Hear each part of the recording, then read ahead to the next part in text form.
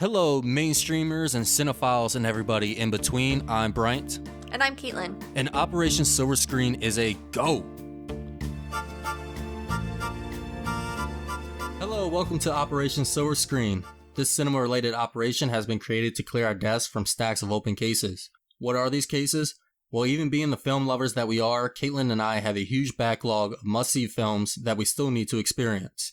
So each week we'll tackle a film that either one of us or both of us still need to see. We will then provide a debrief of our week's mission, giving our outlook on the film's popularity and significance, as well as providing our opinion on whether or not it's worth seeing and other fun insight. And Caitlyn, what is our movie this week? The mission this week took us on a run across the nation and a journey through time. So put on your best running shoes, grab your ping pong paddle and a box of chocolates, and put on our debrief on the cinema classic Forrest Gump, and find out if me and my co-host Bryant here go together like peas and carrots. You just had to bring in the peas and the carrots again. I had to bring it in. So we do have a returning guest with us here today. We have the elusive Coleman. Say hi, Coleman. Hello. And I realized last time when Coleman joined us here for our Batman episode, he didn't have a chance to fill out his case file. So Coleman, I do have a couple questions for you before we get into Forrest Gump. Can you tell us what your favorite film is that you think everyone has seen, and what's your favorite film that you think no one has seen? I think my favorite movie that's a little more mainstream would be Schindler's List, which I know is kind of like an odd choice. I just like how it represents the good in humanity in like one of its worst times. I think the more unknown movie that I would choose is Triangle. I don't want to spoil anything for you guys, but it definitely has a twist that I did not see coming, and it was actually recommended by Bryant here. So maybe one of these times we'll be able to review this movie for you guys. Yeah, that's one that we all watched together, and I definitely recommend Triangle as well. As a horror? Psychological horror? It's a horror. And yeah, some psychology in there, some mind tripping. Some mind tripping. And Schindler's List is one that I haven't seen, so at some point we'll definitely review that and have Coleman back for that episode as well. Neither of us have seen Schindler's List. Really? Yeah, that's a mutual. Shame. Oh, I didn't know you haven't. That is shameful. No. One of my favorite movies, and you guys haven't seen it? Even Devin the rookie has seen Schindler's List. Jeez. So for this week, we chose Forrest Gump for a couple of reasons. One, Bryant here has never watched it. Can you tell us why you haven't watched this? The main reason that I haven't watched this, like some other films, is that I've seen bits and pieces of this movie. Like, quite a bit, especially on cable and satellite. Like, the movie just comes on, or somebody's watching it, or they leave the living room and they leave the movie on. So I've seen, like, a lot of, I've seen a lot of clips from this movie. I've seen a lot of the big moments, some of the big reveals. So I never went back and actually finished the movie altogether. I've honestly probably seen this in 4 different sittings and probably seen about 75% of the movie, but I never just sat down and watched it. I don't know if it's because it never really grabbed my attention. I mean, it did for me to sit there and watch the little bit that I did, but nothing for me to come back to. Yeah, for me, this is a film that I first saw in an American history class. I think it was my U.S. history class. Well, yeah, that would make sense. It was my high school American history class that we got a chance to sit and watch this. And that's the first time I watched it all the way through. And then I've seen it on and off. I mean, you talked before, like I said, it's kind of something that's just a movie that's on TV very often. So I've seen clips. I've seen most of it all the way through in repeated times. But it was interesting getting to sit down and watch this all the way through. Coleman, what is your experience with this movie? I actually don't remember the first time I watched the movie. I know I've seen it all the way through probably at least 5 times. So it's definitely one of my more watched movies of all time. But yeah, I can't think of when I first started watching it, but I've always liked it enough that if it's on, like if I'm flipping through the channels, I definitely watch it over whatever else I'm looking for. And this definitely is a movie that was positively received. It generally had a good response from critics and also won a number of Academy Awards. Brian, did you take some notes about all the awards that it won? Yes, I did. So actually, while this was critically received to be positive is actually not certified fresh on Rotten Tomatoes. It only has like 71%, and it needs a 75% to be certified fresh. However, the audience do love this movie. It has a 95% on Rotten Tomatoes. So yeah, this went on to win a lot of Oscars and be nominated for a lot. Of course, you have Best Picture nomination and win. You have Best Actor, Tom Hanks winning. Best Director for Robert Zemeckis. Best Writing, Best Film Editing, Best Effects. And then for the Oscar nominees, you have Best Supporting Actor, Best Cinematography, Best Art Direction, Best Sound Editing, Best Sound Effects, Best Makeup, and Best Music. So quite a lot there. Some I agree with, some not so much, but I would have to see what else was running this year. It also was nominated for 7 Golden Globes, winning Best Actor, Best Picture, and Best Director as well.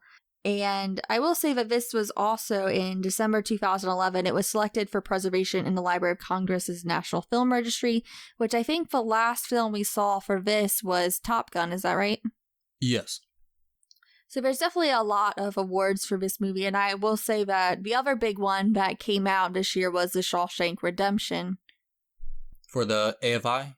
Or not the AFI, for the Oscars. This is one it was up against. And I think there has been some controversies over the years about whether or not Shawshank Redemption earned that spot over this one. Yes, I didn't know that, and I have some things to say about that. Also, with this being in the National Registry, the AFI as well, the American Film Institute, in 2007, it put it in its top 100 movies. This actually, the quote, the box of chocolates, life is a box of chocolates, is the number 40 quote in its top 100 quotes for AFI. Till 2008, this was the fastest movie to make $100 million, $150 million, and $200 million by Paramount. On IMDb, this is number 11, so right outside the top 10 for its top 250. It has an 8.8 on IMDb, which is great, of course. And also, I just feel like I've definitely heard this movie plenty of times. Like, this is a beloved movie. I heard all the great quotes from it. None of the great quotes in this movie while I was watching it was a surprise to me, whether I've seen it before or I hadn't. Especially coming from the Army, this is a movie that gets quoted quite a bit. This is a film, too, that received a lot of reevaluation in recent years concerning its status as a political film or whether it's not political at all. And we'll talk a little bit about that and whether or not it's a patriotic film. That's stuff that we'll all talk about later on in our podcast. But for now, I want to give you guys a quick little plot summary of this film. This movie is based on a 1986 novel of the same name by author Winston Groom, although it is very different from the novel. The story follows the titular character Forrest Gump as he goes about his life. In the movie, as the audience, we're meant to understand that Forrest Gump is mentally disabled, despite never clearly stating it, and we watch as he lives through several decades of American history, from Presidents Kennedy to Johnson to Nixon and beyond, and he goes about several historical events in his life.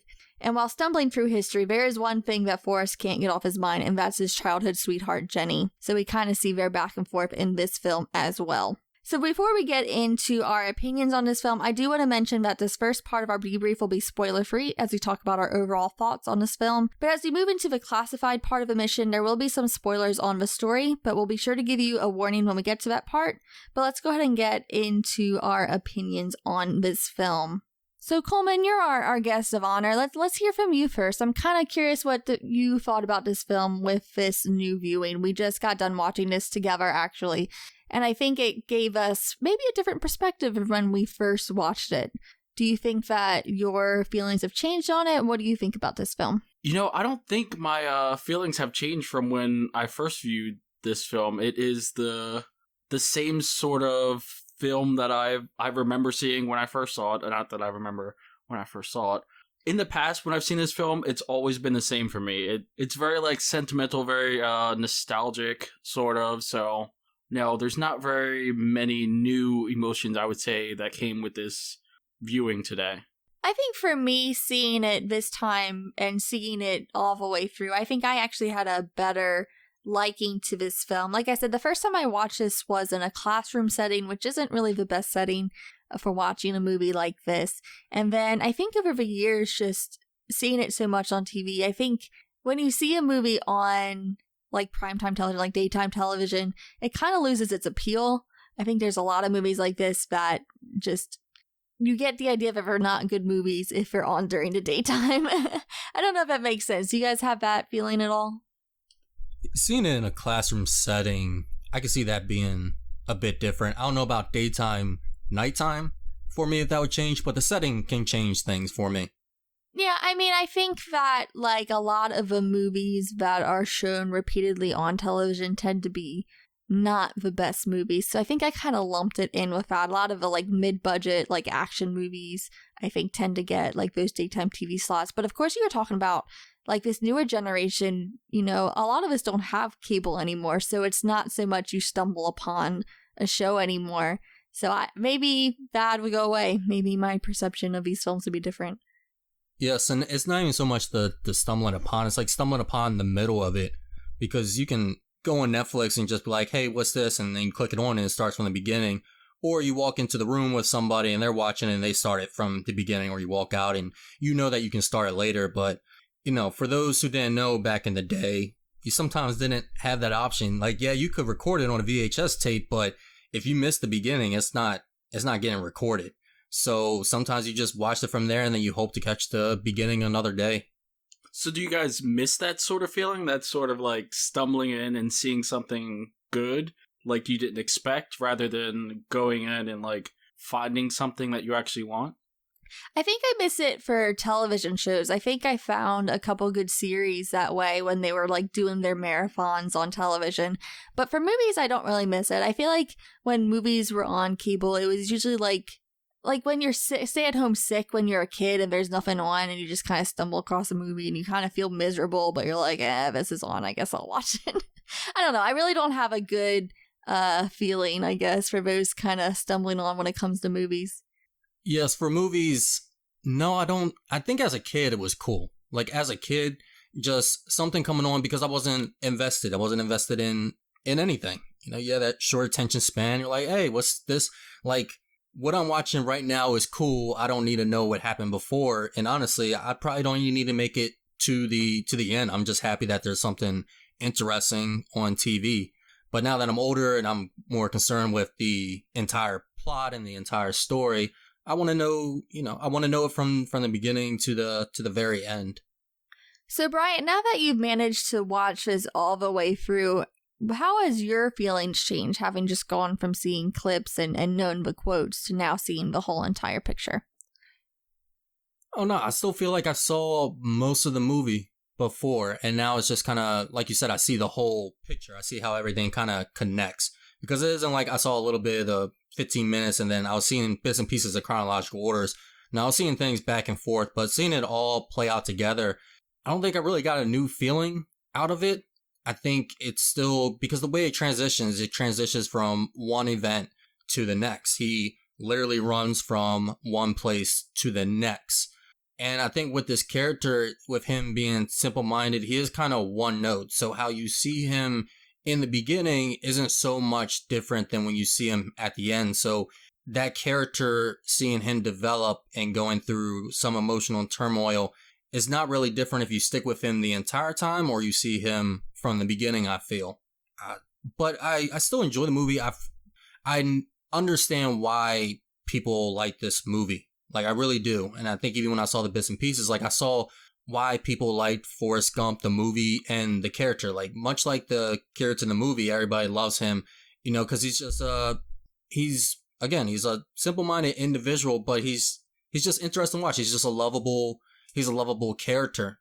And then, however, something that I didn't really love, there's a certain character, Jenny, and I feel like I've heard people complain about her before, but I really did not care for Jenny in this movie. And I think this movie could have been cut short if her story was cut short, or this movie could have been better if they developed her character better. It was just kind of like, hey, this is his love interest, and here's all this bad stuff happening to her. Like, I think it would be cool if there was kind of a juxtaposition set up between his life of ignorance and her life of, like, higher intelligence and knowing what she wants and having that ambition, but that wasn't really seen too much with her character. That wasn't explored. So when Jenny came up, I was getting tired of hearing Jenny's name. It became a running joke while we were watching the movie. That's kind of a plus and minus when we watch movies together. Yeah, it's cool. We're sitting down watching together, but sometimes we'll make jokes, sometimes appropriately, sometimes not so much. But anytime that the name came up, he was like, I'm thinking of, and hey, we know what it's going to be. So it kind of felt like it was just spinning its wheels. And then the way that it ended with that plot line, I was like, okay, all right, what is, like, I think compared to Forrest Gump, yeah, she's the more complex character, but it's odd because she's not the more interesting character. Yeah, Forrest Gump is one note and he's living a very, very simple life and just going from one thing to the next. And then she's living this more extravagant or abstract life, but her life felt more dull than his.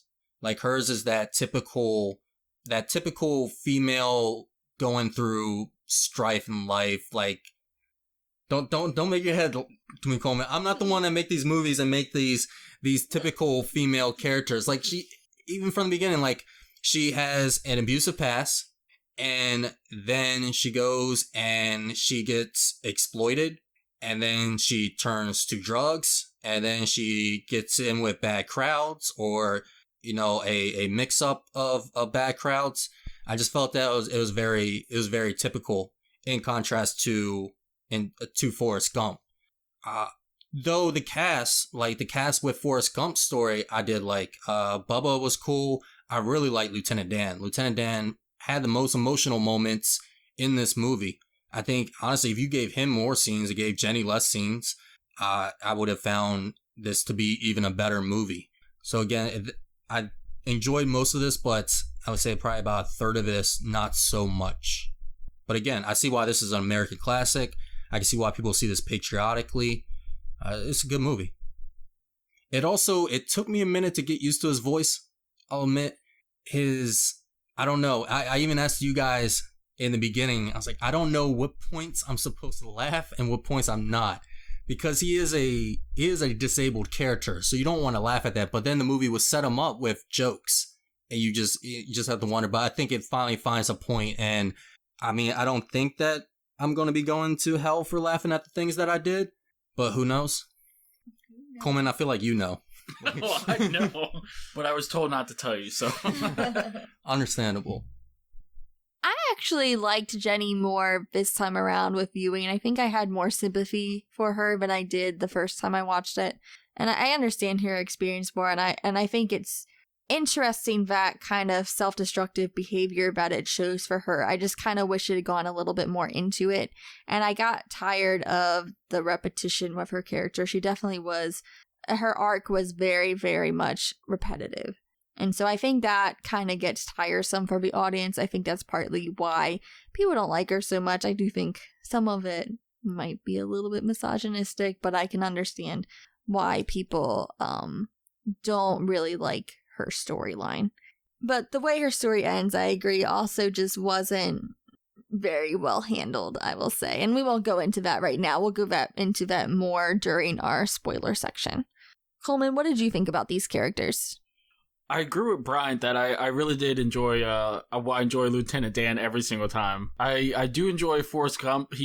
I like that everybody loves him. Maybe not at first, but like everybody warms up to him, even though he is kind of like a simple-minded guy. They don't try and take advantage of him. They just, because he presents himself how he is, so they kind of like him for that. He's not like, he doesn't have any ulterior motives, so I like that part. Jenny, very complex character indeed. I don't know. I think I do like Jenny's character. First of all, I love Robin Wright as an actual actress. I think she's a great actress. But I do like Jenny as a character just because I think this time around it kind of clicked a little more that it's her upbringing that creates this sort of like path for her, that she keeps going back to these sort of like abusive, not good for her sort of relationships and situations. I don't think I made that connection before. I was just like, oh, it's just a character who just keeps finding herself in these bad situations. But on this viewing, I kind of like connected the dots. I was like, oh, okay. She had a very, very rough childhood, and that influenced her path in life. So I have a little more appreciation for Jenny this time around. Well, you said Caitlyn, she could have been developed more. Like, I like Jenny's character. I just feel like at the end of the day, what did it do for the story? What did it do in comparison and contrast to Forrest Gump's story? Like, that's why I like Lieutenant Dan. Like, it felt like Lieutenant Dan would bring something out of Forrest Gump, or Bubba would bring something out of Forrest Gump. She really didn't. Well, Bubba gave him ambition to, start the shrimp company, give him the next direction. I feel like Jenny, I mean, really what we saw her invoke from him was violence more than anything. The scenes that she was in, like, that's the time that we would see him get angry, is when somebody would mistreat her. But we didn't see any more love than he was giving really with other people, and experiencing more joy than he was with others. Aside from that one scene when they were kind of living together for a little bit. But I don't think that was something that was necessarily missing from his life. So I don't think she added anything to her story. I would have liked to see more with her. But, and I understand, like, yeah, she had a bad childhood. I understand the influences, everything. But I think at the end of the day, she had a basic storyline tied to a more complex storyline, and she didn't add anything to it. Yeah, I don't agree with you, because I don't think that her purpose in the story was to bring anything out or to prop up this male character. I think that her purpose was to serve as a juxtaposition. He said he's kind of simple-minded. He has this very simple worldview, and then here's Jenny, who was forced to have a very large worldview at a young age. Because of her experience. So that's really the difference. It's really how they view the world around them. She's almost a foil to Forrest Gump in several ways. And that's what I found interesting. When I said I wanted that to be developed more, I'm not talking about huge character development here, but I just wish that we got a little bit more than what she was given. Because I think in some ways, she's kind of set up to be a villain of this story, and I don't think that's really fair for her, but like I said, she is that foil.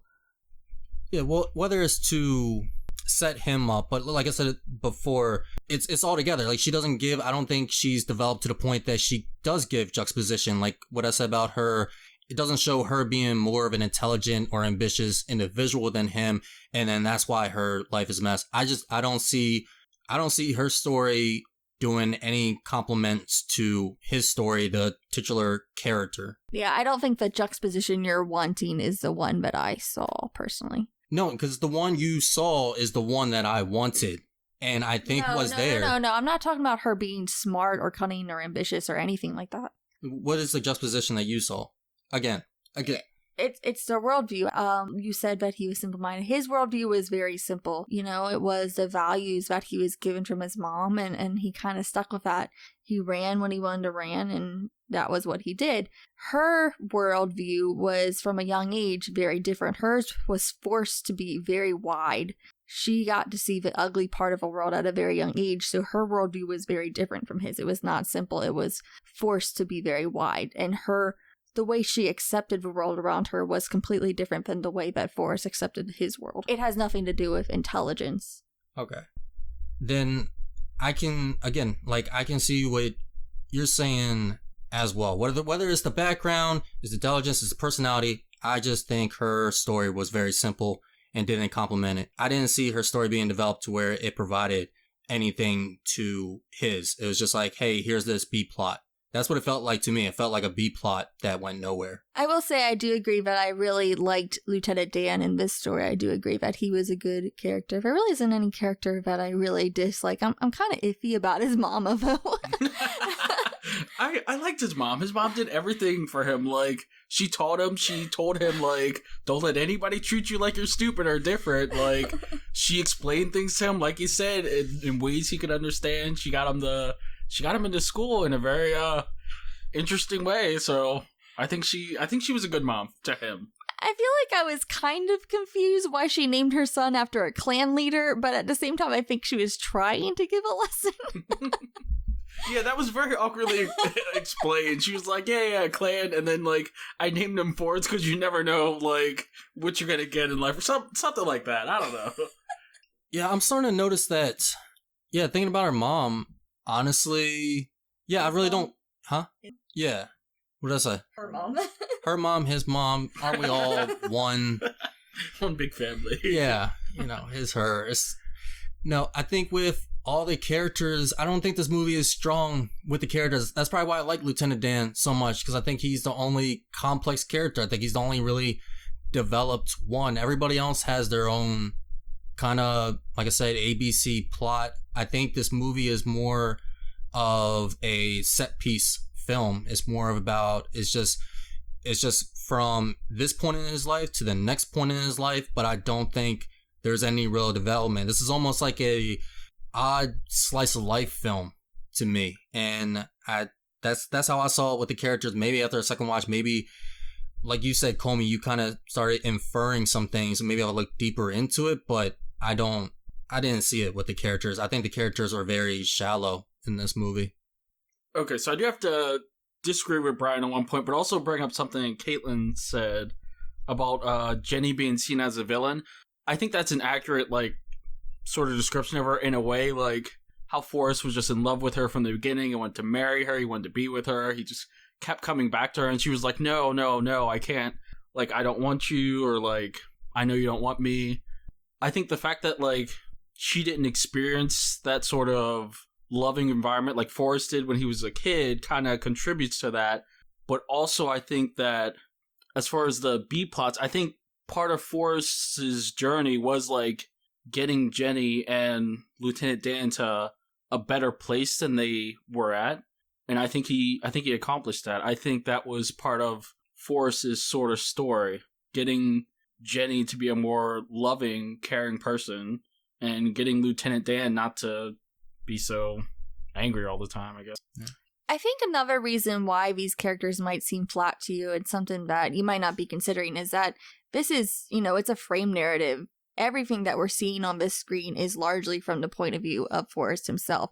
And he's not a reliable narrator, I wouldn't think at all.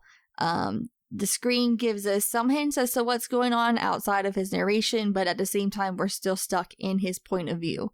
And so I wonder if that may be why these characters might not seem as dynamic to you. I would say that's why I expect the characters to be more dynamic for me. When it comes to the cast of characters, you have your protagonist, and then you have the surrounding cast, okay? Or you have the protagonist and the antagonist. I feel like somebody has to be interesting. You can have a very straightforward, non-complex protagonist. If you think about your knight in shining armor, very much the same, but yet he goes on these extravagant journeys and he meets a colorful cast of characters through that quest. However, I don't think the characters, again, aside from Lieutenant Dan, are complex and very, very interesting. I don't think they really have much to them. And I think that's why I expected more from them, is because the protagonist himself isn't really much. But this isn't a quest narrative, it's a frame narrative. Quest, I was using the quest as a metaphor.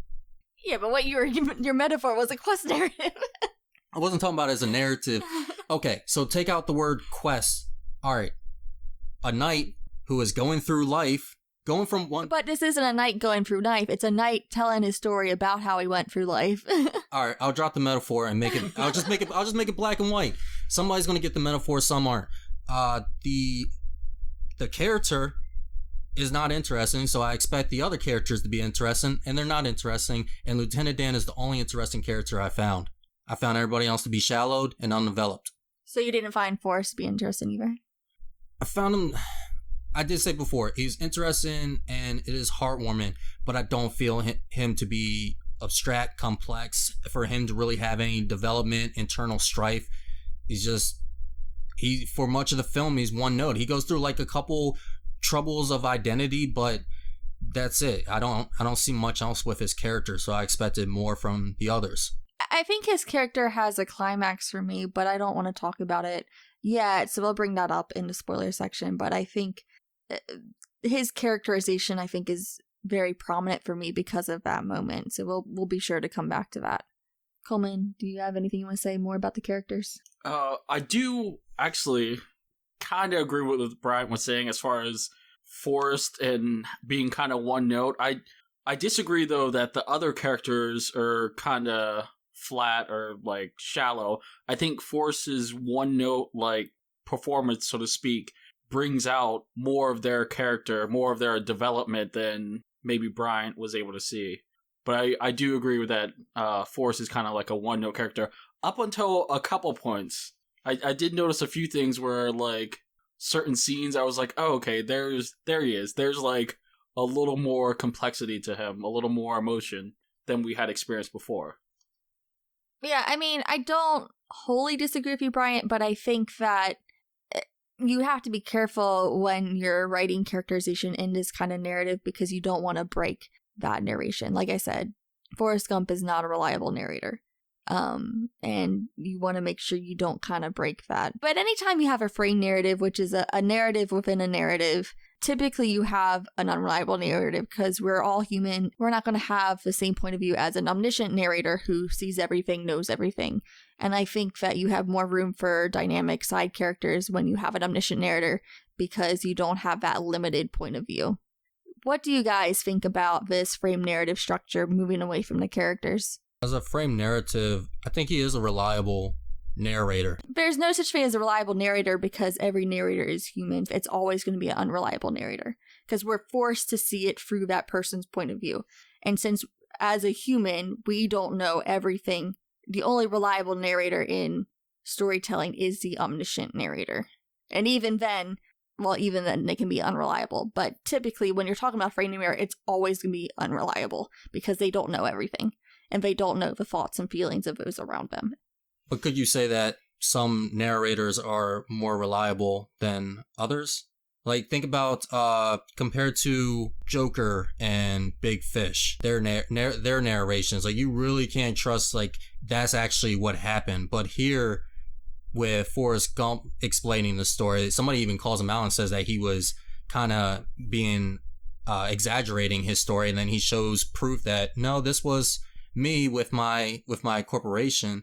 I think you're missing the point. I'm not saying that he's not a trustworthy person or that this is all lies. I'm just saying from a narrative point of view, anytime you have a free narrative, you're going to have an unreliable narrative. You cannot rely on what that character is saying 100%.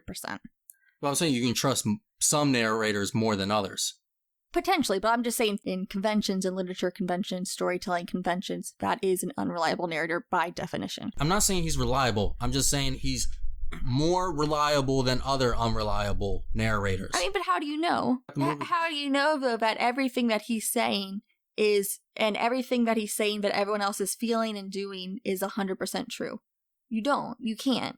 You can trust him as an audience. You can trust him, or you can believe that you can trust him, but we can't, as audience, we also have to understand that there's a separation too.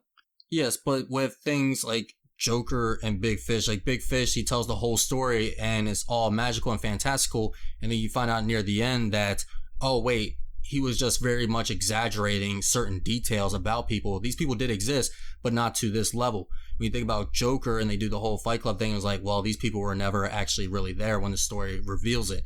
So I think with this is more of a I guess you could say it's more of a grounded narrative. I think what you're saying that this film doesn't try to make the point that he's an unreliable narrator. Honestly, I don't even know what my point was with this whole narrative. I don't know either.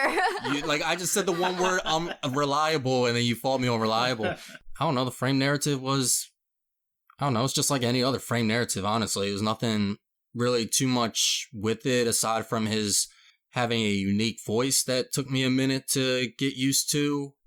For him telling it in a simple speech. However, I mean, narrative is still narrative, and I have my issues with that. I felt it at one point watching the movie. He was narrating something that we're literally seeing on screen, and it's that show don't tell, and I find narration to sometimes be very unnecessary, unless it comes in like certain spots. But I guess I'm just not too much of a fan of frame narrative. It seems repetitive at points. I didn't even know it was a frame narrative to begin with. This is the first I'm hearing about it, so I have no opinion on this whatsoever. Well, how do you feel about the way they told the story? I thought it was interesting. I thought it was interesting that they went through historical periods to tell the story in a way. And, like, he had props to show that, like, he had the paddleboard, he had the Curious George sort of book, he had the hat, he had the newspaper. I thought it was cool the way they showed the narration progressing. I thought that was interesting. And I feel like things tended to progress quickly, too. Like, I feel like we didn't get too stuck on one thing for too long. And it is larger than life. Everything that happens is definitely larger than life. It almost has... I'm glad you mentioned Big Fish. I was going to wait earlier to say it. But I did have this very similar vibe. Obviously, Big Fish is a lot more fantastical, even more larger than life. But even Forrest Gump, it has some kind of this surrealist kind of quality to it. Because, like, this doesn't just happen to anyone. Yeah, I think, how many times did he see the president? Like 4 times? Like, it was like 3 or 4 times, yeah. Yeah, I think a large part of this film, too, is just putting him in these historical events. And a lot of times they're, like, putting him into, like, old footage. We saw that with the presidents. We saw that with Lennon. What's his name? John Lennon? John Lennon. Sorry, not a Beatles fan. I think that was the one that was, like, not good for me. That one, I think, was the silliest for me. The one with President Johnson, for me, I could see the head moving around, the CGI head, moving off of the shoulders. I caught that. So that was interesting. But I mean, for 94, good job. Like, I give them props. I actually heard a story about someone talking about how their mother believed that Tom Hanks was actually in this footage. Like, he actually met all these presidents. So what about anything else you noticed with the filmmaking itself, like the camera work or the visuals of this film? One of the famous scenes in this movie is the Run Forrest Run, and I think him breaking out of the braces was done really well. Like, I think that's a monumental moment that's made better with how the braces fell off, which I could see that there was a technical aspect to that, if not CGI. I think one of the more technical things that stood out for me was just that opening shot, because you have that wide shot that just kind of zooms and pans over to him, and I thought that was beautiful camera work. I think in general, though, I didn't really notice too much of the camera work, which is I think is a good thing. Camera work is one of those things that I think you either don't want to notice it because you don't want bad camera work, or you want to notice it and it has to be amazing. Like, if you're going to notice it, it has to be superb. I agree. And I think I said this one, Best Cinematography, or is nominated.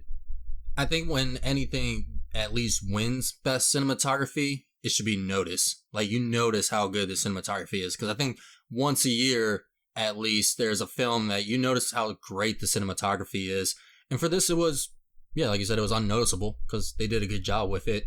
But it wasn't spectacular. I'm not going to put this up next to the still shots of Robert Deakins or his tracking or any other cinematographer.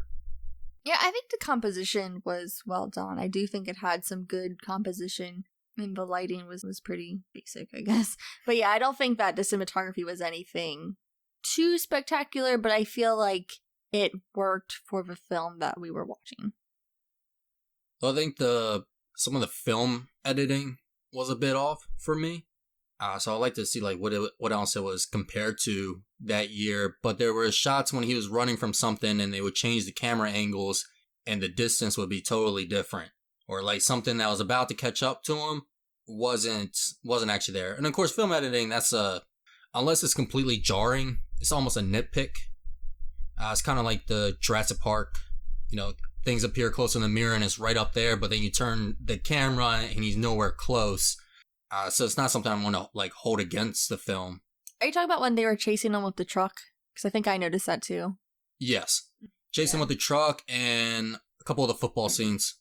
Actually, there's a football scene like he runs past all the players and then you go to the next shot and they have like players right up on him and in front of him. Mm-hmm. So I don't know if they started letting people come in and jump in from the sidelines.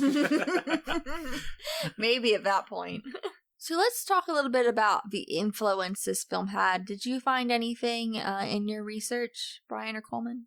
The only thing I found was the Bubba Gump restaurant, which was inspired by this movie, and there's 33 chains of Bubba Gump out there in the nation, which I would hate to work at, because God, could you imagine how many times I hear the same quotes? Like, how many times? But that's the only influence I could find. Now, I think this movie is looked at, like you said, when it comes to frame narratives. You know, you having Tom Hanks on the park bench giving his story. I think that's something that a lot of movies look to and try to either replicate or do better. Yeah, I agree. Like I said, I mentioned Big Fish before, and I think that was definitely a more modern at least, film that I saw that had a similar kind of vibe to it. Also, one thing I did want to note is that there actually was a screenplay written for a sequel in 2001, I think it was written in. It was based off the original novel sequel. But after the December 11th attacks, actually, they decided that the story was no longer relevant. So they did not go ahead with making that screenplay.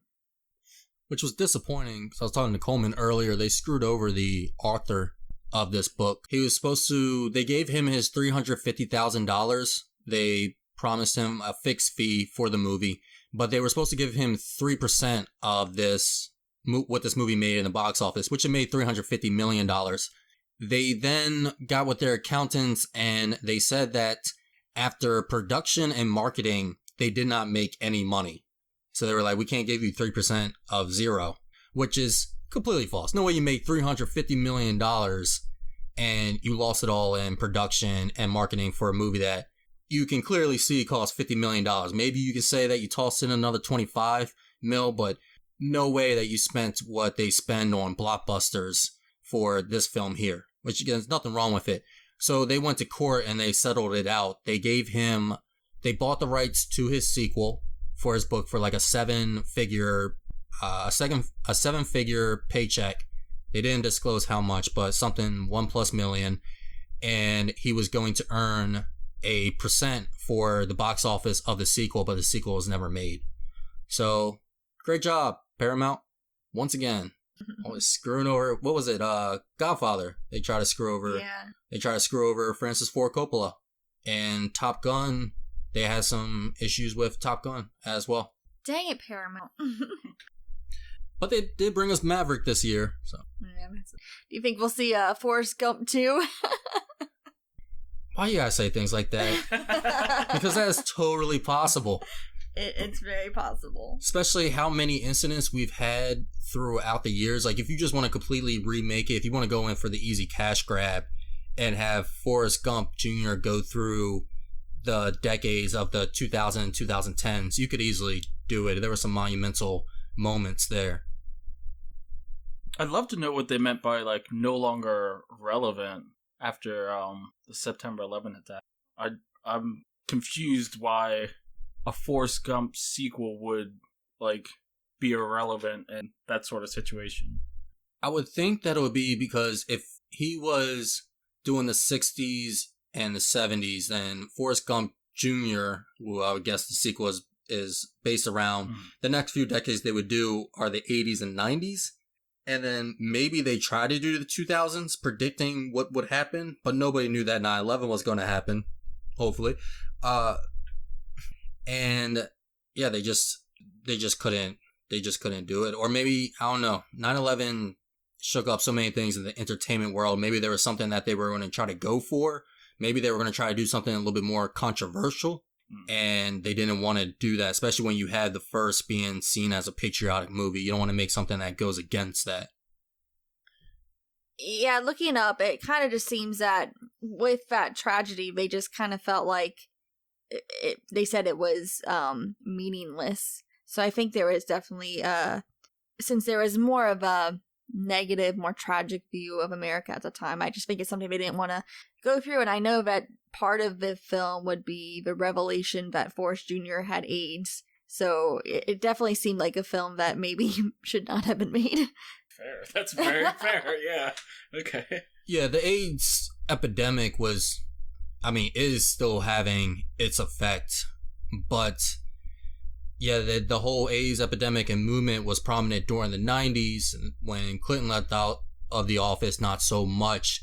So when the terrorist attack happened, everybody's focus shifted. It wasn't so much, nobody was really caring about AIDS and a lot of other problems. They were all caring about the nation's safety and patriotism.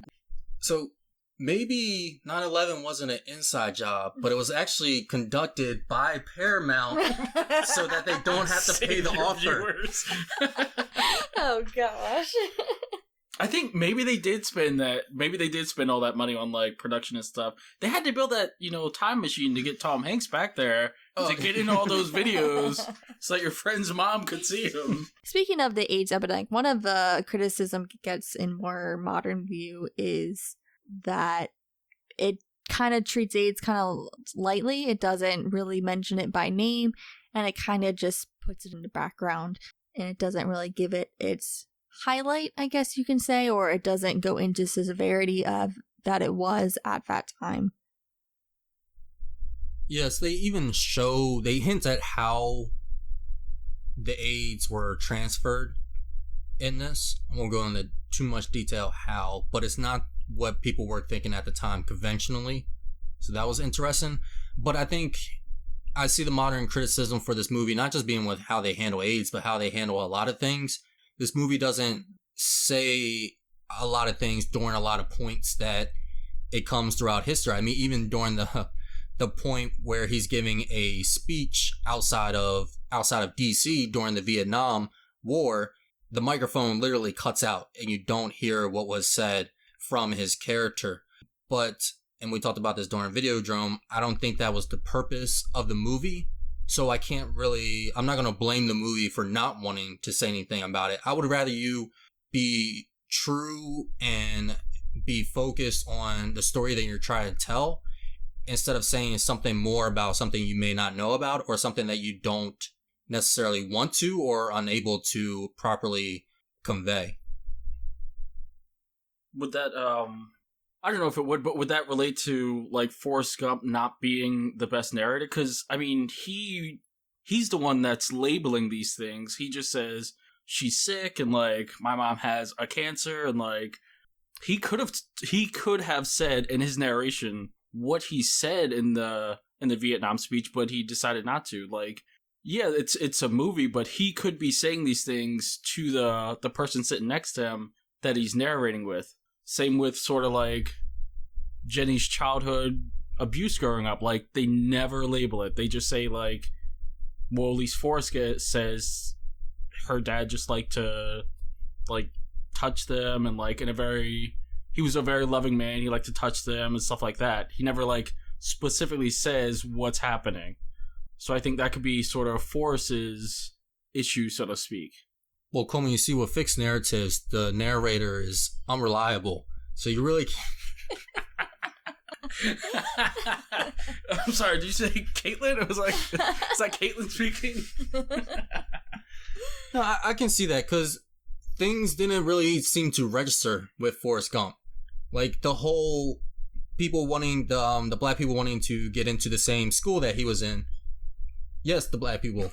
Black people. Oh, my bad. I'm supposed to be historically accurate. The Negroes.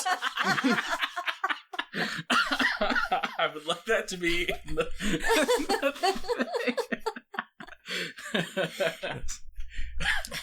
They weren't allowed in school, and he just did not see anything wrong with it. Like, it just did not register for him. Or, I don't know, maybe Forrest Gump just did not care. Like, he never decided to, like, ask questions. He just kept running. He's a simple guy. That's it.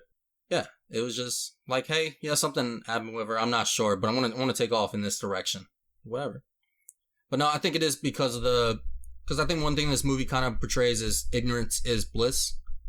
And yeah, he has the ignorance, not just in, like, comprehension, but there's just things he's not registering. And most of the time it's for the best. Swerving back to the influence it had, I was trying to think of films in a modern sense that feature disabled characters or mentally disabled characters.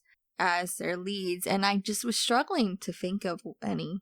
I mean, other than if you want to talk about autistic representation in that awful, offensive Sia movie. I don't even know what it's called. I'm not even gonna name it because it's not worth it. Isn't it just called Music?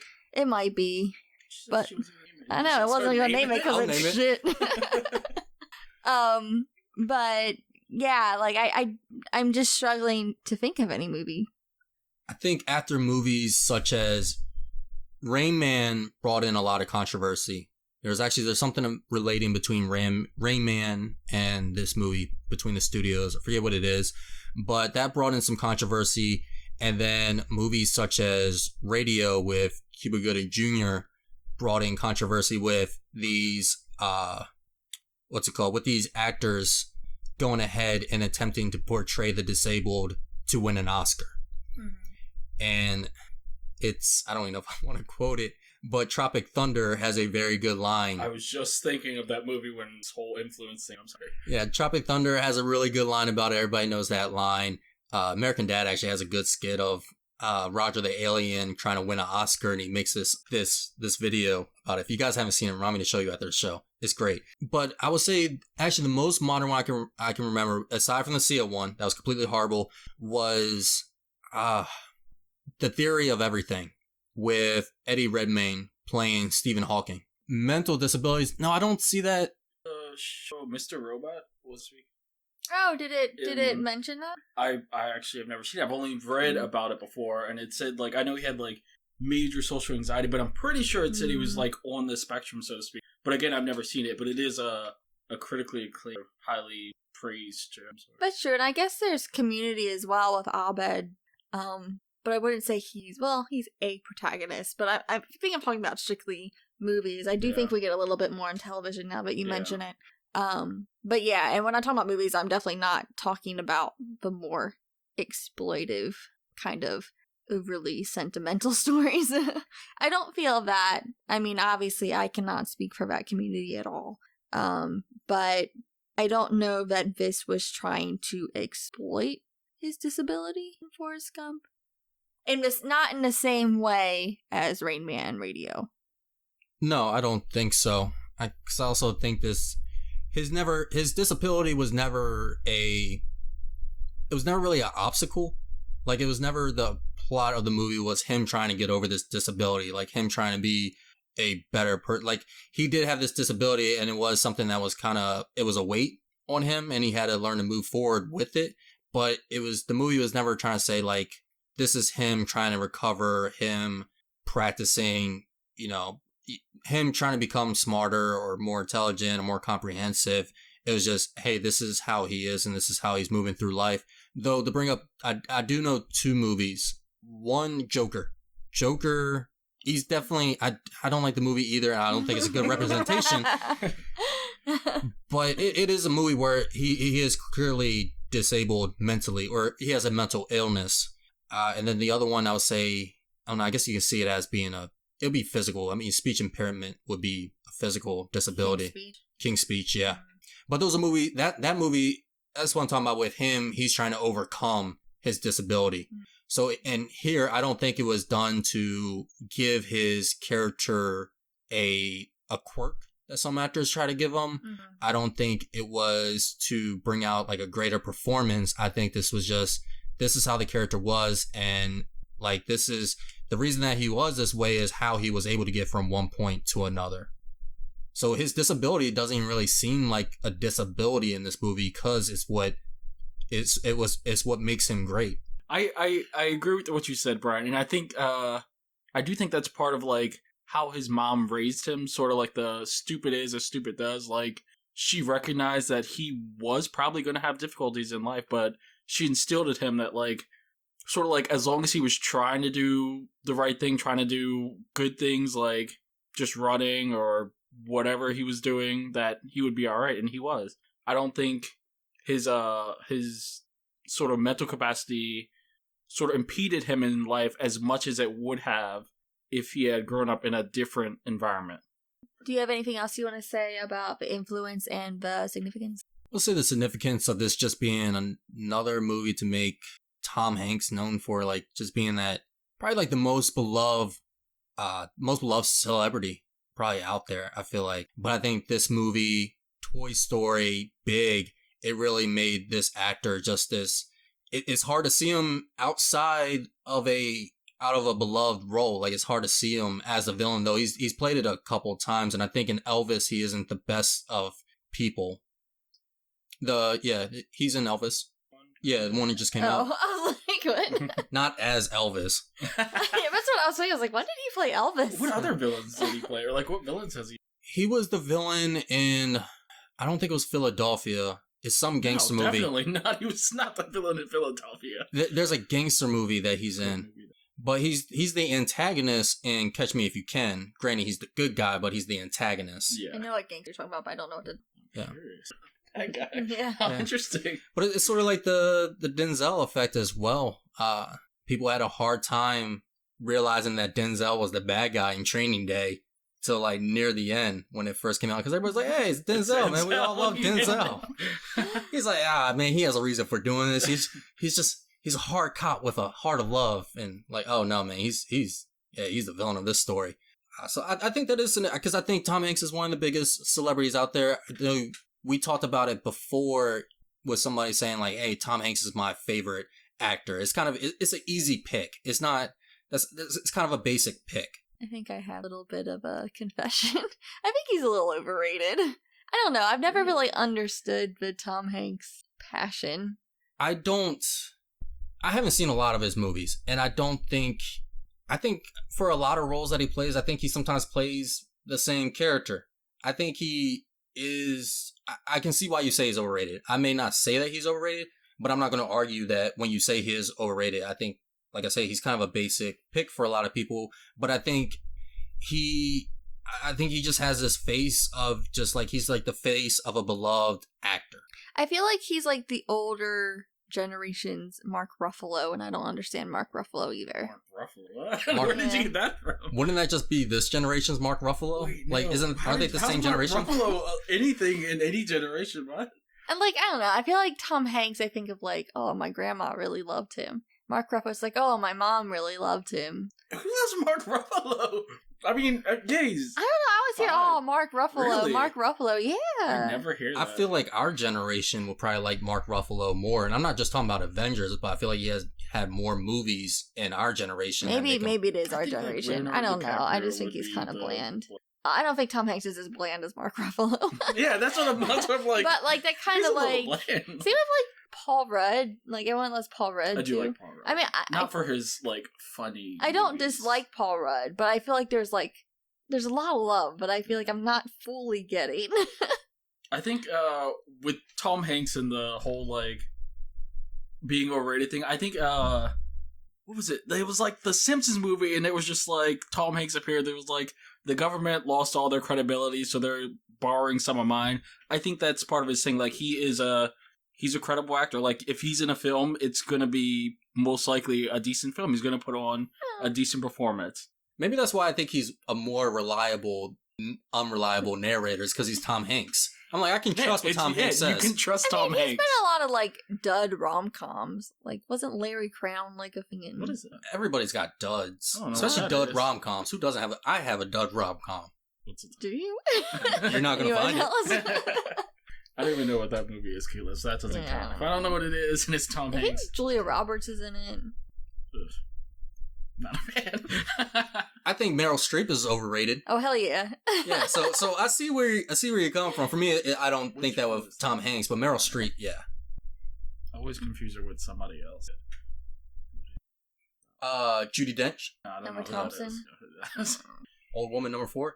Yes, that's who it is. Ah, yes, that one. So, who would you recommend this film to? Would you recommend this to a general audience, cinephiles? Would you recommend this to history buffs, students? Who would you recommend this to? I would recommend this to the general audience, and if the cinephiles are interested in this movie, then yeah, go ahead. Like, it is a pop culture icon, and it's something that you are going to have the curiosity about. But I can say now, having seen it, like, I'm definitely not ashamed that I haven't watched it. But I can see why the general audience really loves this film, but I don't think there's a lot to study from this movie. I don't think I'd recommend this to the general audience. First of all, I don't know if the younger generation would be able to get some of the references in this movie, despite it being somewhat historical, which is also why I wouldn't recommend it to like historians, just because they would see this movie and they would notice the historical events, but I don't think they would appreciate, so to speak, Forrest's narrative or him being like put into these scenes. I don't know. I would recommend it to Tom Hanks lovers, I guess. That's the only people I could think that would like really enjoy this movie. That's the general audience. Is it the general audience? The general audience loves Tom Hanks. That's fair. Okay. I will support that. But maybe not the younger generation. Like, I would want them to watch it, but also, I don't know. They mentioned a lot of people getting shot and killed. They mentioned Martin Luther King. They had a deleted scene with Dr. Martin Luther King where he runs past some dogs and the dogs chase Forrest Gump instead of chasing Martin Luther King and his crowd. Oh, so he was a hero. That's what you're saying, a hero of the civil rights movement. Yeah, I think like with that he has a little bit more influence on a historical event, and I think then it doesn't work when you're trying to say that, hey, the reason that this happened this way was because of Forrest Gump. Mm-hmm. This movie is just saying, hey, he was there, which I think it would work for a general audience because, yeah, it's saying that this person got shot and this person got assassinated. Some of them I knew, some of them I didn't know, but they say president. So you can tell it like, holy crap, there's just a lot of assassinations happening one after the other within 2 decades span, and I think anybody's going to pick that up. I agree. I don't think historians are really going to want to watch this and look at it because it doesn't go in depth in anything. They're going to see this and know so much more than this movie is going to portray. But I don't think it's historically inaccurate. I mean, that's why it was put into the what's it called, the National Film Registry. No, it was for its accuracy and its significance. And for Tom Hanks. I think they were like, oh, we gotta get Tom Hanks in here. At least one of his movies. Yeah. I feel like it definitely fit when I first viewed this, having taken that class and then kind of seeing what I learned to agree. But I do think there is a lot of history that's kind of left out. It is definitely a narrow view of history, so I don't know if I do wonder what the younger generation would think about it. Also, as far as him not influencing events, he definitely called the Watergate people. So, like, he definitely caused Nixon to be impeached. Okay, yeah, he did do that one. That's true. That one is good, though. It was good. Yeah. But that was... Although, I don't understand how the flashlights would have... I never got that. But, yeah, he's from the building across yeah, the it seemed too far blinds. to, like... But I was just like, okay, it's a movie, I'm gonna let it slide. But the security guard that he does call, and he says the name is actually the security guard that came upon the Watergate scandal. Which I appreciate. Like, little historical, like, accuracies like that are very, very cool. I guess we're kind of starting to get into spoiler territory now, so I will say that we are moving into our classified section. So if you haven't seen this movie, you've been living under a rock like Bryant, then go watch this, come back, and tune into our podcast because we're going to be talking about our spoilery thoughts and opinions on this, as well as our overall ranking on this film. So do come back and listen to us. I was partially living under a rock. I did see most of this film. I was poking out every now and then. I was like, all right, cool, I got it. Let me go back underneath my rock. So, kind of coming back to Forrest Gump's characterization, I said I mentioned a moment where I thought that his characterization had a climax. And we do find out at one point that Forrest did have a child with Jenny. That's what she says. She hasn't seen him for 3 years, and he comes to visit her, and she introduces him to his child. So at that point, we see Forrest get very emotional, and he asks if he's basically asking if the child is like him, or if he's smart. That's what he asks. And for me, I think that was the climax, of his characterization. For me, that was kind of a turning point because he doesn't really show much emotion much. We do know that he doesn't like being called stupid, but he also doesn't really defend himself when people call him stupid. He just kind of runs away from it or just pushes people away when they call him that, but he doesn't really show any outward emotion. So when that moment came up, there's this recognition that he is very much self-aware of how he is, but it's something that he hasn't really reckoned with or really talked about much until that moment. So for me, that was a big moment in the film. And a very emotional one, too, I thought. It was a very emotional scene, and I think that's the first time you really see emotion from him. I don't think it was probably the biggest emotional scene in the movie, but I think for his character, yeah, it would be between that and him dancing with Jenny. I think there was the most emotion. I did like the way they portrayed that scene, the way you kind of got to see, like Caitlyn said, for the first time, he kind of acknowledged that he wasn't the smartest guy. Like, he did have some mental issues, is what he was acknowledging. And I also like the way Jenny, like, sort of consoled him in that moment. She was like, hey, you didn't do anything wrong. You don't have to do anything. Like, it's just your son. Like, I thought that was a growth moment for her, so to speak. And I think that growth happened because of Forrest, but also because she had that kid. Why did she keep this from him for 4 years, though? Is that ever explained? Not that I can remember why she, like... I mean, she said she finally saw him on the TV and that's why she reached out, but it doesn't say why she didn't try to reach out before then. Yeah, and he was on national television. Like, they knew he had been running for a year, I think, by that point. So he was... Yeah, like, if I'm incorrect, please correct me. It only takes about 9 months, give or take, for a child to be born, right? Caitlyn? Oh my god. That sounds accurate, Brian. Yeah. No, I mean, I think the reason that she left him is because of this self-destructive behavior that she has. She has a very low view of herself, and that's part of the reason why she pushes herself away from Forrest, because she doesn't see herself being good or worthy of him because he's such a good person to her. And so I think that she needed that time. I think that she needed time to feel like she wasn't a burden to him, that she wasn't something that was bad in his life. And I think having the child and watching the child grow up over that time, I think she finally found some sort of self-worth during that time. We don't really know the specifics of how she did that, or if it had to do with her sickness. I'm not sure. But at some point I think she did get more of that confidence in herself, and so she finally was able to discuss with him and let him into her life. It also could be, now I'm just theorizing, it could be because she was getting sicker, because by the time Forrest met the kid to the time that Jenny died, that kid didn't grow that much, so she could have anticipated her death and been like, okay, who's going to take care of this kid? It's got to be Forrest. It can only be his dad, so I have to let him in now. Maybe she never intended to. Maybe had she not got sick, he would have never known about his kid. Even though he's a millionaire, so why wouldn't you I don't know. I'd have been, the first day, I'd have been like, hey, Forrest, this is your kid, come get us. Yeah, or even probably went to the orphanage and picked up other kids. I'm like, yeah, always. He wouldn't have questioned it. Like, not at all. But then again, that's the other thing. Nobody wants to take advantage of Forrest in this movie. Nobody does.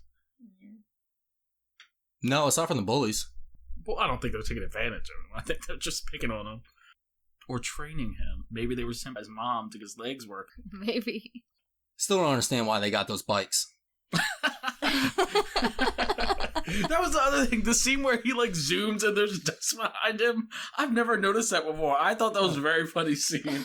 I was just like, is he really running that fast, or is he an unreliable narrator? Is he just saying he runs like the wind? Because he got real excited when he was telling that lady that, the lady who didn't even want to talk to him.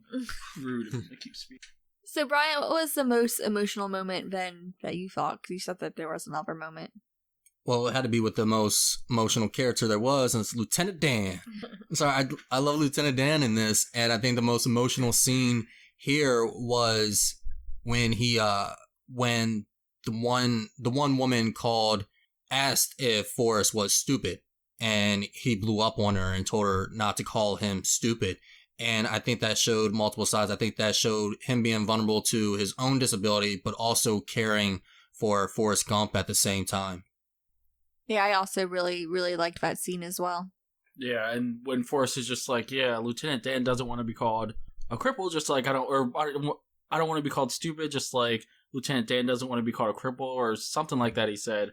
I thought that was a great line because it showed kind of like the similarities and why they would be together, sort of bonding, because they both have these sort of issues that they're maybe not trying to work through, but like that are there, so they see each other as sort of kindred spirits. Also, probably why Lieutenant Dan decided to be his first mate, come with him on the shrimping, just like he promised. Yeah, Morgan Freeman out on the beach. Yeah, I think even with Lieutenant Dan showing up with his prosthetic legs and showing up with his fiance, and it wasn't even so much seeing him walk. Yeah, that was a big thing, but it was seeing him clean shaven with his fiance. And for me, that was more emotional than any of the times that we saw Jenny come back. For me, that was even more emotional than when Jenny calls out to him at the protest. Because when Jenny calls out to the protest, which, by the way, that took a lot of... They actually had to CGI the crowd and film it in multiple ways. I forget how long it actually took for them to shoot that, where she meets him in D.C. and goes across the water. But a lot more work than you think it would have. But... yeah, when she shows up then, I'm like, God dang it, Jenny. Like, here we go. Here's that Jenny interruption. I don't want to call it interruption. That seems a bit... cycle. Yeah, cycle. Yeah, definitely a cycle. Yeah, that was an emotional moment. But again, with Lieutenant Dan, I felt those moments a lot more. I agree. The DC Jenny scene where they're in the pool thing, that seemed a little forced. Although I think that was like sort of the point. They get the whole cheering and like everybody's all happy a moment. That's the moment you play during the Oscar clips for like best directing or best picture.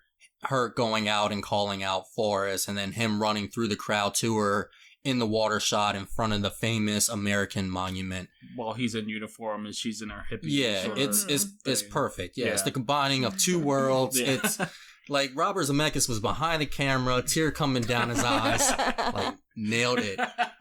And I think and want to kind of explain a little more Lieutenant Dan. I think it's also because you find out like more of what's bothering his character. Like when he talks about his destiny, and he talks about like where I was supposed to die in battle, and now I have to go forward. And you have somebody like Forrest Gump who doesn't know about destiny, but is always still just going forward with things, or he doesn't know if he should believe in destiny or not.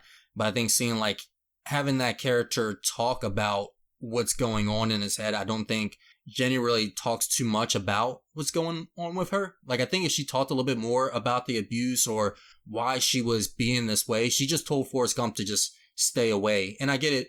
We're looking at this from Forrest Gump's narration, and she didn't want to tell him that. But I think, you know, when you're telling a story, you got to give a little bit of something. I think, I think with that sort of thing, I just now connected a dot, so to speak, when you were speaking. With that scene with the Lieutenant Dan and Forrest Gump and him talking about destiny, I know Forrest said to him, well, Lieutenant Dan was just like, oh, basically, I don't know who I'll be, like, if I'm not Lieutenant Dan, blah, blah. And Forrest was just like, you'll still be Lieutenant Dan. He got that from Jenny earlier when Jenny was just like, oh, what are you gonna do? Like, and he was just like, what do you mean, will I not be myself? And she was like, no, you'll still be Forrest. So I think Jenny is helping Forrest help other people. So I think that's sort of like a thing I didn't notice before, that she has a greater influence on him than maybe I had suspected before. So I think without that sort of influence, maybe he wouldn't have been able to help Lieutenant Dan in that way. Maybe he would have said something a little more simple than what he said. Even though what he said was simple, it was still enough to affect Lieutenant Dan, sort of put him on the right path, so to speak. That's interesting, because I wouldn't mind rewatching the film to see if I can connect more of those dots. Yeah. That's something, I would actually, I'm definitely going to see that this movie's going to play somewhere. Cable and satellite may not be a big thing, but I'm going to be in a doctor's office and this is going to be on, and I'm going to have the moment when I'm watching, I'm like, oh, that's how these play. And maybe I will see that more, and maybe that's that, that's hidden in there, that art, subconscious, whatever, that could bring more life to her character for me. Yeah, I think that's a really good observation, because I definitely didn't notice that either. And I'm kind of upset that nobody's talking about Bubba's death in emotional moments. I thought that was a pretty emotional moment. I feel like his moment was kind of televised. Like, or because I knew Bubba died, actually. So maybe that's why I didn't feel it as much. Gotcha. But we're talking about Vietnam War, and it's his best friend, and he's looking for him in the woods, and he keeps finding everybody else. I'm like, all right. And you know, before all this happened, they were talking about, hey, you and I, we're going to go out together, and we're going to get a shipping boat together, and we're going to make things work. And I'm looking at the runtime of the movie. Nah, that's not happening, guys. One of you got to go. and this movie, it was not Tom Hanks. I don't know if you guys checked the title of this movie.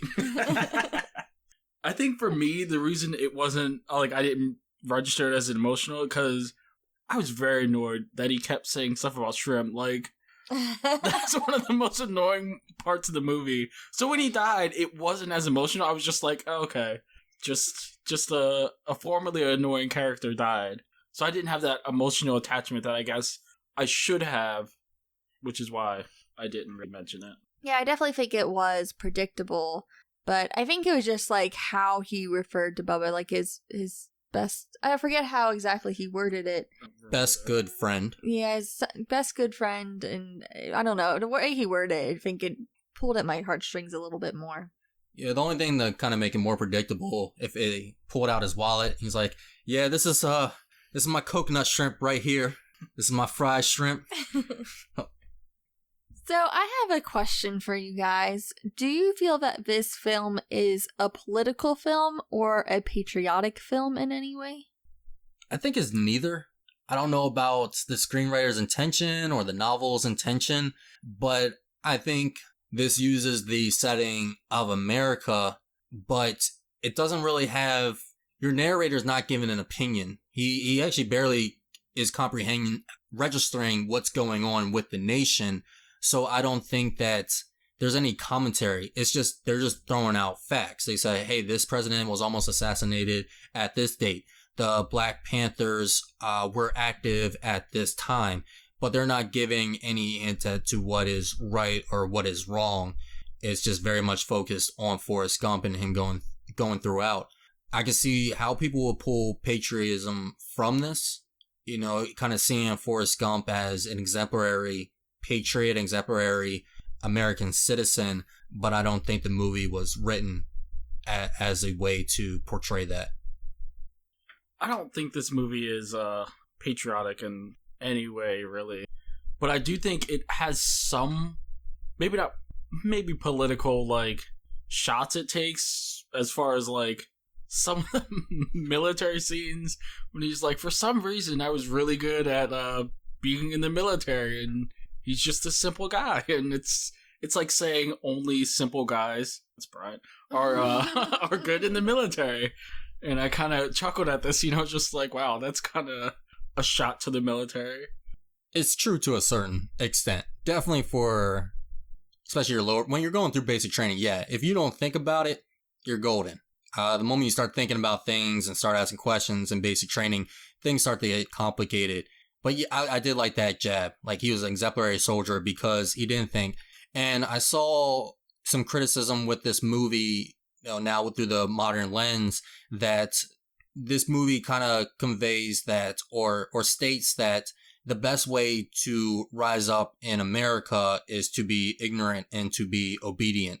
And I think that's a much harsher message than, like, if that was the message of the author, then it is a huge contrast to the tone of the movie.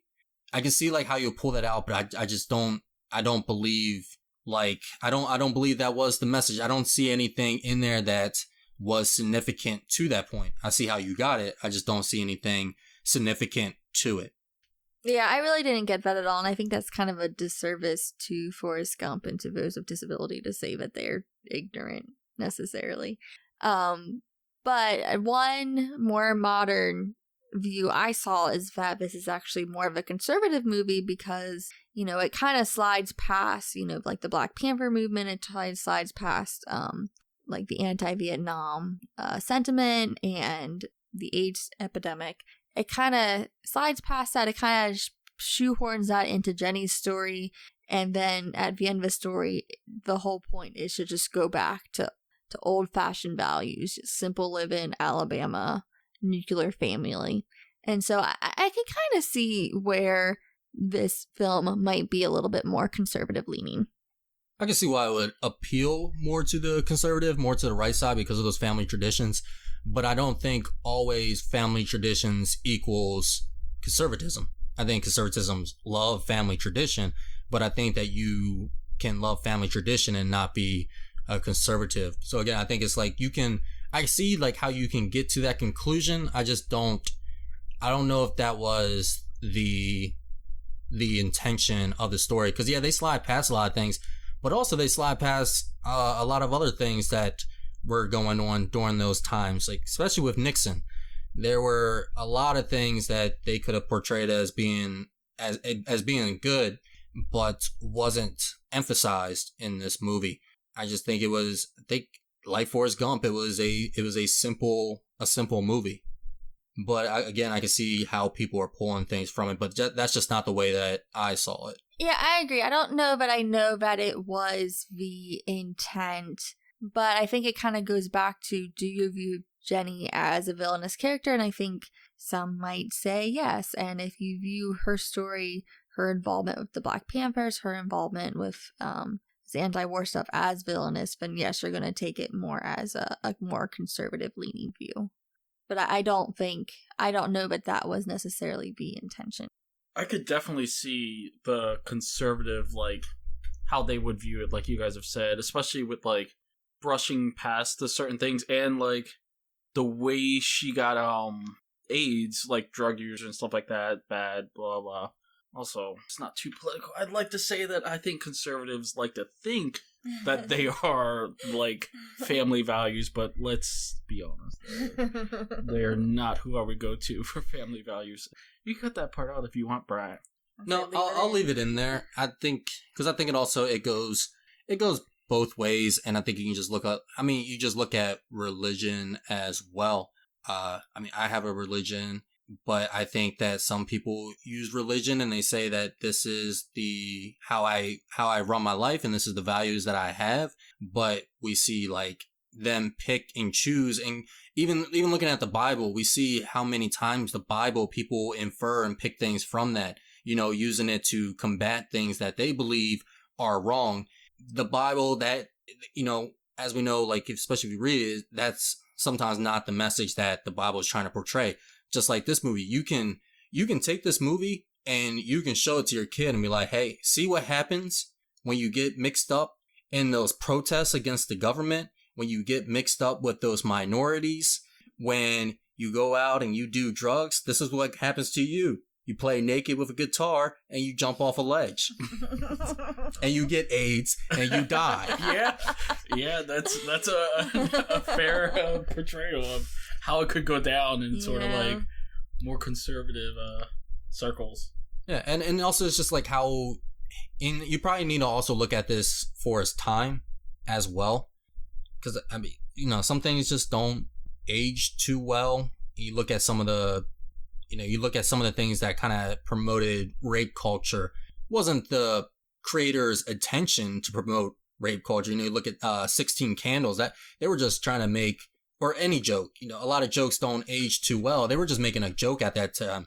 But somebody can now take that joke and show like, hey, no, this was their intention all along. It wasn't. So it's a lot of inferring. But for me, there was nothing that stuck out or was significant to say that, hey, yeah, this right here, this is why this movie is this. Because I think the argument can be made both ways. This movie can be made for left and right. I think that's a fair portrayal. So, do you think this film holds up then, Bryant? I think this film holds up.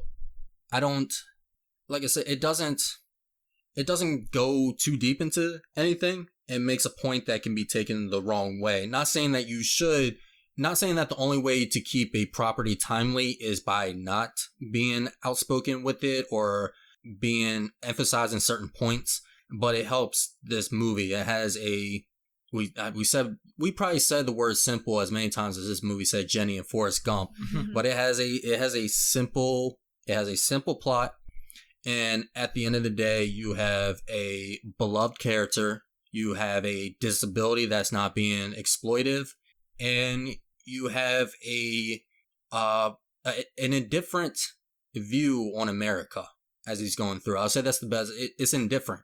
They're not making any points of whether what's good or what's bad. Even Tom Hanks, someone asked him in an interview what he states while the microphones are turned off, and he said that he doesn't know much about the war. He just knows that some good people died, some bad people died, or he knows that Bubba died and some other good people died, and that's not okay. And everybody can agree with that in war. Whether you think the war is good for good reasons or bad reasons, everybody can agree that having fallen soldiers is not a pleasant thing. I think that in itself is a very indifferent approach to the politics of this movie.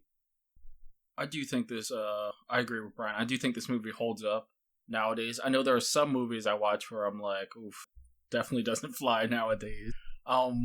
Despite it being a decent movie like The Wedding Singer with Adam Sandler, but it doesn't hold up nowadays. But Forrest Gump, there were no parts where I was just like, I wish that wasn't in the movie. It would be better if that wasn't in the movie. I think the whole of it, I think it was a good movie now and when I first saw it. So yeah, I think it holds up. Yeah, I don't think any part of it really felt especially dated, but it did feel like just a historical point of view. So let's go ahead and get into our ranking of this movie. So we're going to go ahead and give it our letter grade and tell us a little bit why you chose that letter grade as well. So Coleman, do you want to start us off? I will. I would give this movie a B+. I think it was a very good movie. It wasn't like a great movie, not a spectacular movie, but it was a good movie. It holds up. It kept my interest. The characters could have used more fleshing out. Like Brian has said before, they were a bit shallow, not as shallow as I think he thinks they were. But also, upon rewatching, I do think there are a few things that I saw that I didn't see before. So I don't think it is a B rating like I probably would have given it. But it's definitely not the greatest movie of all time, so to speak. So B+. Yeah, I think I'm going to go pretty close to that. I'm going to say B as well. And going into this film for this rewatch, I wasn't really excited about it, but I did enjoy it while I was watching it. And I don't know that it's going to be anytime soon, but I'm going to watch this again unless it's on TV or something. Maybe. I don't have cable, so I guess not. But I'm sure it'll pop up again somewhere. But it is just a solid film. I think it's definitely a solid film, and I think it's character that is very likable. And I think that it moves through the story pretty quickly. The pacing is really good in this film. So I think it's a solid film, and I think that's B-worthy. I was going into this review with the set mind of a B. And then as we started arguing about some things during the non-spoiler opinion with the characters and the narration, I started thinking more about the characters. But then also because we were arguing, I was a bit mad. So I'm like, man, screw this movie. Mm-hmm. So then I was like C+.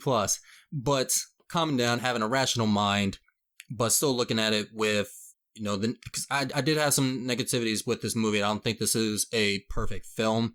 I said where I see it as far as being a must-see. But I would give this a B-. And really the only things that kind of brought it down for me is that I feel like there could have been more development with the characters, as I said. Jenny's character could have been used more as a foil, juxtaposition, a pivot or some kind of emphasis, something to impact the main story that was going on. And also, this one's a little bit more of this one's a small knockback for it, but the narration, again, I had fun with this movie throughout. I wasn't bored. The 2.5 hours went by rather quickly. There was just only one time during the movie where I kind of clicked out, and that was during a part where he was narrating exactly what we were seeing on screen, and I had to think to myself, why are we doing narration right now? And so those are my only complaints about the movie. I still think it's a good movie. I still think it's a very easy watch, I would say as well. I see why people can put this on again and again for the holidays. It does have that easy holiday rewatchability. Yeah, we originally chose this film because of 4th of July, but I do like that we chose a film that isn't particularly patriotic, isn't particularly political, but just is a film that kind of is. And like you said, you can definitely take what you want out of this film if you want to make it that way, but I don't think at face value it is any of that. I think it is a historical record of some sort. It kind of goes through their history, but more than that, it's really just a story of this person who is trying to do his best as an American. And I think that what we really need to focus on right now in our country is just the people in it and their experiences, and be a little bit more empathetic. We'll say that this is, thinking about it more, this is a good Independence Day flick, in the sense that not just 4th of July, independence, in which Independence Day is celebrated for the day that we got our independence, our will to choose what we want to do. And I think in this film, it shows that. Like, it shows that despite his disability, he goes out and he does what he wants to do. Even Jenny goes out and does what she wants to do, and they're able to make those decisions. They're able to reap what they sow, whether it's a success or their failures. They're able to continue making their decisions. So I think in that retrospect, or in that perspective of what Independence Day really is, and like America, the thing that we cheer the most is our freedom. Even if it's something that most of the world has now, it's still something that we hold dear to our hearts. So I think this is a good Independence Day, even though I kind of threw in, even if that sounds, I don't mean to make it sound cynical. It sounds a little bit cynical. I feel like I don't know what you're saying anymore. Yeah. But in the terms of this fits with it. This fits with, we live in America where we have opportunities, and this is what we like to believe, is that we have a road paved with gold that we can just run like Forrest down. Whether that's true or not, hey, you watch this film and it's uplifting. USA, USA. Oh, dear Lord. Starting to sound a little too bootstraps there for me, but okay. I don't know if this country was trying to do as much freedom as you're talking It definitely about. was not. I don't. Yeah. I don't know how I'm feeling about your speech right now. It's superficial. It's definitely superficial. What our country's belief is, but that is what we like to believe. But it is, I'll admit, it is superficial. It's definitely not the truth, and it's what you said. It has an asterisk on it. Sure, but like to believe things. Yeah, and I mean, that's why we have we have such a high rate of immigration, because people believe that this is we have the title, Land of Opportunity. So on the way to this country, this is the movie that they put on for you on the airplane, on the boat. And then you get here and what you see is totally different, but hey, this is what's being pitched to you. This is the orientation video. The whole entire country work. Yeah. So now I'm not going to say whether I don't want to get too political whether I believe in it or not. I feel like this whole speech was very political, right? Your whole freedom. But I'm keeping myself like choice. Yeah. We don't use the word choice here anymore. We don't have choices anymore. Yeah, that's why we don't use the word. We are the land of opportunity. And you can put on this movie and you can lie to yourself and say, yeah, this is what our nation's about. So it is patriotism. Believe. So you're going against your previous statement that it wasn't patriotic. What you're saying is patriotic. Oh, yeah. This is okay. Yeah, this is a patriotic movie. Yeah, you got me on that. I can't say that. Oh my gosh. Yeah. No, yeah, that is definitely patriot. Yeah, am I a patriot? USA. USA. Yeah, that speech is definitely like, oh yes, U.S. patriotism. It's like, what didn't you say earlier? Yeah, okay. Yeah, this is a patriotic movie. This can support patriotism. This can support, like we said before, that you can take this movie and you can pull things from it. This can be used to support patriotism. Do I think it's making a patriotic statement? No, but you can use this to support patriotism. Most definitely. Why did you say that earlier?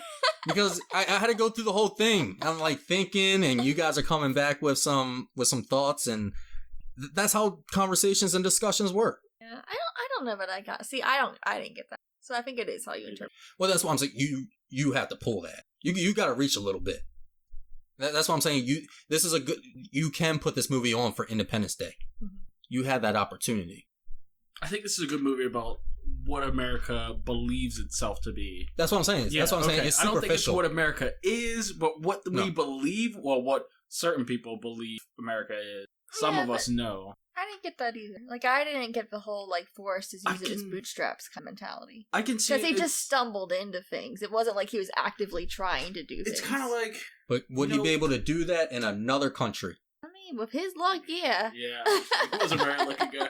I think it's kind of like what his mom said, life is like a box of chocolates, know what you're going to get. Yeah. So, like, he kind of just went through life, opening chocolate, eating it, getting strawberry, getting nuts, getting caramel. Like, if he just kind of went with it. Yeah, if he was, like, actively trying to better himself, like, I would say, oh, yes, this is a bootstraps movie. Yeah. But I don't think that was what it was. I think in the multiverse of Gump, wherever, if he's running in any other country other than America, he still ends up in America. Have you seen that? The multiverse of Gump? He ran across the ocean. He's Jesus? Hey. He did have He was looking very...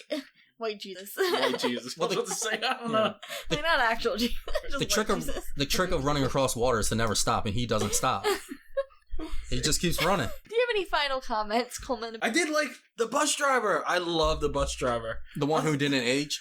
Yes. I thought she was so sweet though, because she was like, even though she was smoking a cigarette, like on the bus, she was like, "You gonna get on the bus or not?" Like she was kind of mean, but then he introduced himself. She started smiling. I thought that was because so they weren't sweet. strangers. They weren't strangers anymore. Yeah, and then the little boy, the son, he introduced himself. He was like, "Yeah, you're whatever your name is," and I'm there. And she just smiled, and I was like, "That's so sweet." This little bus driver. But she didn't do anything about the bullies in the bus. I was like, rude bitch. I mean, they weren't bullying him on the bus. They just said he couldn't sit. She just had, she had her eyes on the road. And he found a seat. They were not moving yet. She did not move until he sat down. She could have said something. There weren't she was going to figure it out. In half the places. Even open seats. They're like, you can't sit next to me. I was like, no shit, there's not an open seat next to you. Yeah, it's that one bully, like, henchman that just got to say something. And like, dude, no one's even talking to you. Yeah, don't think about coming over later. I don't even know where you live. That's why I question the best makeup in this movie, because people didn't... Yeah. Everybody just aged once. Nobody aged gradually or twice.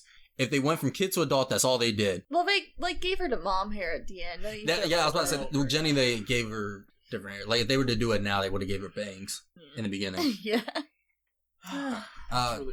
So, final thoughts? We already did our final thoughts. Well, Coleman just gave his. The bus driver was awesome. I thought that whole spiel was your final thought. No, that was the answer. That was the answer to your last question. That wasn't a question. That was just me giving my final thought. You asked me if this is a patriotic movie. That was a long time ago. Yeah, I know, and I went on for a while. No, because that was back then during the spoiler warning and discussion. Now we're at final comments, and I gave mine. What's your final comment says something about putting you reiterated why we chose this movie for 4th of July. Yeah. Yeah. So then I went on top of that. Yeah, I don't know what you're saying. USA. Freedoms and opportunities and choices. That's what we have here in America. Is any of it true? Come here and find out. If you dare. Watch Forrest Gump 4 times on your 13-hour flight. So what's your final comment, Brian?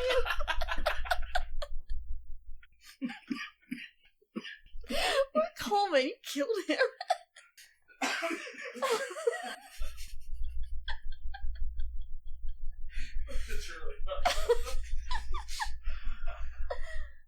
Well, I'm finally glad to... I don't want to make it sound like this was a chore, but I am glad to have finally watched this movie in full. Because I have been curious about it, but it's something I just never really sat down, and I'm glad now we have a platform that forces me to do things from time to time. And talking about making people sit down and do things, Caitlyn, once again, it is time for you to watch a movie that you have not seen and a movie that I have seen and that I have no issue sitting down and watching again. And that is going to be Invasion of the Body Snatchers. We're going to be watching the 1970s Invasion of the Body Snatchers. That is going to be the center of our show. That is the most popular and most must-see movie. We are going to be watching this in anticipation of Jordan Peele's Nope. We also decided that the original 1960s Invasion of the Body Snatchers, the very early on, the original Invasion of the Body Snatchers maybe consider a must-see as well. So instead of doing 2 episodes of Invasion of the Body Snatchers, the original and the 1970s remake, we're just going to go ahead and do a little bonus onto our center assignment.